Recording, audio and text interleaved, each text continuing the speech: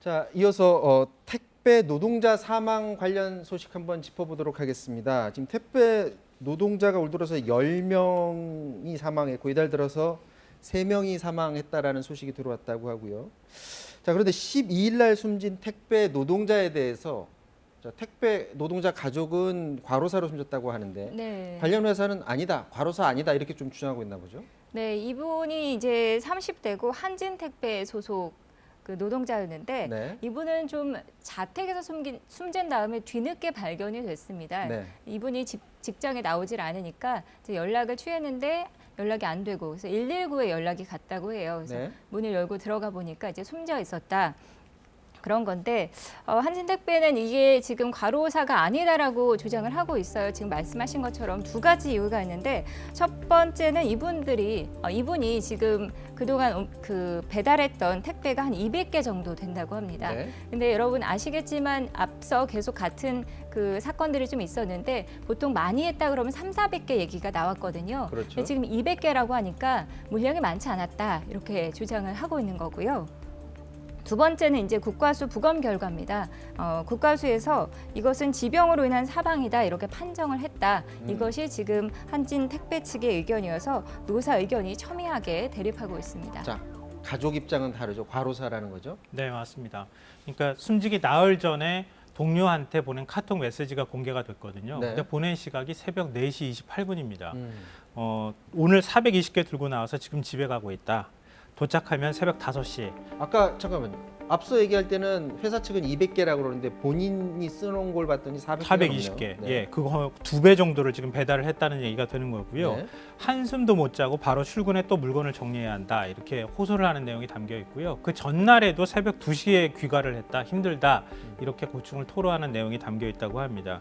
그러니까 420개 정도면은요. 보통 배달하는 데만 10시간 걸린다고 많습니다. 그래요. 노동 시간 많아요. 네. 그러니까 우리가 보통 얘기하는 것처럼 택배 기사분들이 분류 작업하는데 굉장히 오랜 시간 걸린다고 하잖아요. 네. 그거 빼고 배달만 10시간 정도 걸린 네. 분량이라고 합니다. 그러니까 추석 연휴 기간 동안에도 한 300개 정도의 어떤 배달을 했고요. 그리고 한글날도 쉬지도 못하고 그 정도 양을 배달을 했다. 그러니까 지금 회사 쪽에서 한진택배에서 얘기하는 주장하고 많이 차이가 나는 거죠. 택배 노동자들 얘기 들으면 오전에는 분류 작업하느라 시간 다 보내고 네. 오후 들어서 얼마나 빨리 배달을 가느냐 그게 관건이라고 하는데 자, 택배 노동자 유가족의 얘기도 한번 들어보도록 하겠습니다. 형에 대한 죽음의 원인이 지병이 아닌 걸로 전 알고 있어요. 지병이라는 게 지병이 있어 형이 약을 먹고 병원 간 기록이 있다라고 하면 이제 저도 조금이나마 인정을 하고 좀 고대에서 가셨구나 할 텐데 저하고 사실 통화를 생전에 돌아가시기 전에 좀 많이 했는데 아침에 통화하면 분류하고 있다 바쁘다 또 오전에 통화하면 오후에 통화하면 또 배송 중이다 저녁에 통화하면 아직 집에도 못 갔다 나중에 얘기하자. 자, 논란이 되는 게 지금 이거 하나만 있는 게 아니라 계속해서 택배 노동자 관련해서 논란되는 게 지금 나오고 있는데 8일 날 숨진 택배 노동자가 나는 나중에 산재보험을 받지 않겠다라는 스스로 쓰는 그 자필 신청서를 근로복지공단에 써냈는데 이게 알고 봤더니 그 해당 택배 노동자가 쓴 게 아니라 다른 사람이 대신 써준 거라고 하는데. 네, 대필 사건입니다. 지난 8일 숨졌고요. CJ 소속입니다.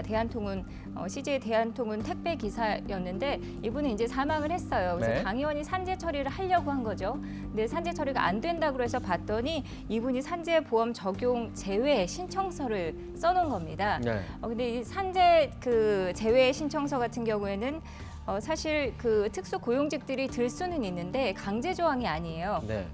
본인이 들겠다고 하면 드는 거고 안 들겠다고 하면 안 듭니다. 왜냐하면은 이걸 들게 되면은 고용주도 좀 내지만 본인도 좀 내야 됩니다. 네. 그렇기 때문에 본인이 싫다고 했으면 안 들 수 있기 때문에 처음에 그렇게 된 건 줄 알았어요. 네. 그런데 이 대리점, 이분이 소속됐던 대리점의 계약서들을 좀 보니까 이상한 점이 발견이 된 겁니다. 왜냐하면 같은 글씨체가 너무 많이 나온 거예요. 이분 것뿐만이 아니라 다른 사람들도요? 네네. 그래서 이게 대필 정황이 있다 해서 조사한 결과 지금 대리점에서도 대필을 했다 이렇게 확인을 해주고 있고요. 네. 그리고 지금 현행 규칙에 따라서 본인이 작성하게 돼 있는데 지금 본인이 작성을 안 했잖아요. 네. 그렇기 때문에 근로복지공단에서 지금 이 산재 취소, 산재가 처리 안 되는 것을 다시 네. 무효로 그렇게 하는 절차를 밟고 있다고 합니다. 근데 왜 대리점에서 이거를 대피를 해줬을까요? 그러니까 지금 이제 말씀하신 거에 조금 더 보충해서 말씀드리면요. 원래 특수고용직은 산재보험 대상이 아니었습니다. 네. 아니었는데 지난 7월부터 산재보험법 적용을 받기 시작했어요. 특수고용직들도. 근데 의무적으로 산재보험 적용 대상이 포함이 되는데 산재보험에서 산재보험을 들지 않기 위해서는 저를 제외시켜 주십시오라고 해서 제외 신청서를 내야 되는 겁니다. 날 빼주세요. 예, 날 빼주세요. 이렇게 해야 되는 건데 보통 특수고용직 같은 경우 일반적인 경우에도 마찬가지지만 산재고용보험 요율이라는 게 있어요. 네. 근데 그 요율에 따라서 회사와 그리고 자신이 절반씩 분담을 하게 되는데 보통 이제 대리점도 분담하고 그리고 이제 특수고용직 이 지금 배달 노동자들도 그 절반씩 분담하는 걸 좀 부담스러워하는 측면이 있다 이런 것이고요. 네. 그러니까 대리점에서 그걸 이제 부담하기 싫어서 그냥 거기서 빠져라라고 하는 측면이 있고 당신을 우리 회사의 고용직으로 인정하기 그러니까 사업자인데 왜 고용직으로 인정하느냐 그런 인식도 좀 일부 깔려 있다고 합니다. 그리고 배달기사 입장에서 보면 배달 노동자들은 한 달에 이제 다 모든 부대 비용 빼고 난 다음에 한 200~300만 원 남는데 또 보험료까지 내는 거 부담스럽다. 그런 부분도 일부 작용하고 있다고 합니다. 당장 돈이 없는 노동자들 같은 경우는 그런 그것도 선택을 할 수도 있다. 돈이 나가는 돈이 되는 거죠. 네, 자 택배 노동자 노동 실태 무엇이 문제길래 이렇게 일하다가 사망하는 일이 잇따르는 건지 진경호 택배 노동자 과로사 대책 집행위원장 전화 연결되어 있습니다. 자 위원장님 안녕하십니까? 예, 안녕하십니까. 자, 저희들이 이전에도 한번 연결했던 것 같은데 예, 예. 추석 때 이 분류 작업 일이 너무 과로해서 회사 측에서 예. 도움 줘서 좀 해주기로 했었는데 이 부분이 좀 안 된 게 있나 봐요? 하여튼 전체 인력 10,000명, 그 다음에 이 분류 인력은 2,067명 이렇게 투입하기로 정부와 택배사가 약속했는데 실제로 저희들이 파악한 인원은 한 400명 남짓이다. 이렇게 파악되고 있습니다. 자, 조금 전에도 말씀을 좀 했었는데 예, 택배 노동자들이 산재 제외 신청서를 본인이 직접 해서 쓰고 있다라는 그런 얘기를 하고 또 이걸 이제 대필해서 쓰는 일까지 벌어졌는데 예, 예. 혹시 그 계약 과정에서 내가 이 예. 제외 신청서를 쓰지 않으면 택배 예. 노동자가 계약이 안 된다든지 어떤 불이익을 받는 경우가 발견이 되고 있나요? 당연히 이제 택배 현장은 우리 어제 죽음이 확인된 한진 택배 노동자 그 마지막 카톡 메시지도 나왔듯이 네. 시키면 시키는 대로 할 수밖에 없는 구조, 전형적인 가불관계 구조인데 네. 대리점 소장들이 산재 적용제 신청서 갖고 와서 이거 작성하세요라고 하면 나는 산재 들고 들어야 되기 때문에 작성 못하겠습니다라고 주장하면 그럼 나오지 마. 이런 일들이 다반사로 벌어지기 때문에 사실상 대리점 소장들의 강요에 의해서 작성되는 경우가 다반사다 이렇게 보시면 될 것 같습니다. 지금 말씀하신 거는 위원장님 본인 생각이신지요? 아니면 실제로 그런 사례를 접수를 하신 겁니까? 그러니까 산재보험 적용 재신청서를 근로복지공단에 제출한 인력에 대해서 네. 몇 분만 표본을 뽑아서 확인해 보면 금방 나타나는 문제고요. 네. 저는 13년간 택배 현장에서 일을 해오고 있는 사람입니다. 그렇기 때문에 택배 현장에서는 누구도 적용제 신청서를 본인의 의사에 따라서 쓰는 경우는 20~20%를 제외하고 80~90%는 강요해서 쓰는 게 현실이다. 그건 분명한 사실입니다. 자, 택배 회사 측 입장도 혹시 들어보셨나요? 택배 회사요. 네. 그러니까 앞서 패널분이 말씀하셨지만 사용주가 50% 부담하는 비용들을 아끼기 위해서 산재보험 적용제 신청서를 강요하고 있는 것이고요. 그 이유 말고는 달리 사용주들이 산재보험 적용 신청서를 받는 이유를 해명할 길이 없습니다. 그리고 제가 좀 한 말씀 드리고 싶은 거는 이 제도 자체가 잘못되어 있는 거예요. 그러니까 우리 일반 노동자들은 입사와 동시에 의무적으로 산재보험에 가입하도록 되어 있고 네. 적용지회 신청서나 이런 것들 이런 예외 조항이 전혀 없습니다. 네, 네.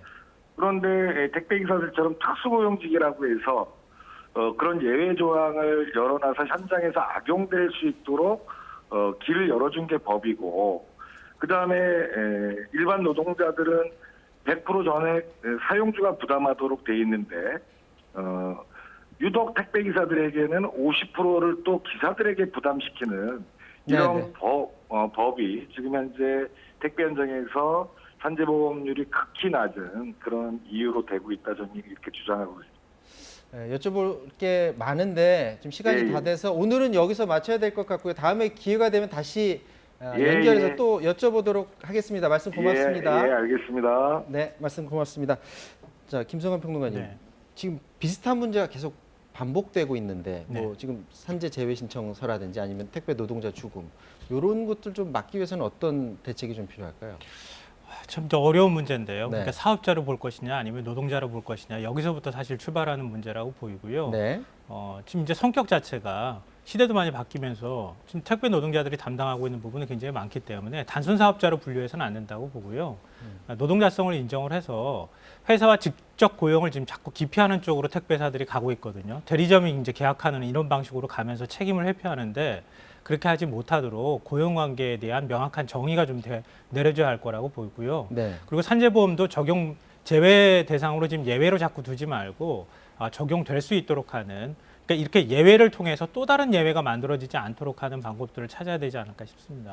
사실 뭐 택배 노동자뿐만이 아니라 최근 들어서 그 새로 생기는 직업들을 보면 직접 고용을 하지 않고 마치 개인 사업자인 것처럼 해서 새로운 직업들이 자꾸 이렇게 생기다 보니까 이런 문제가 생기면 뒤늦게 막 법이 만들어지고 그런 게 반복되는 것 같고요.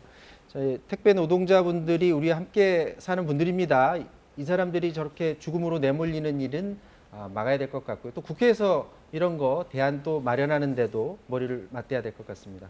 자, 지금까지 김성환 평론가, 김정윤 시사캐스터와 얘기 나눴습니다. 두 분 말씀 고맙습니다. 네, 사사건건 마치겠습니다. 내일 다시 뵙겠습니다. 고맙습니다.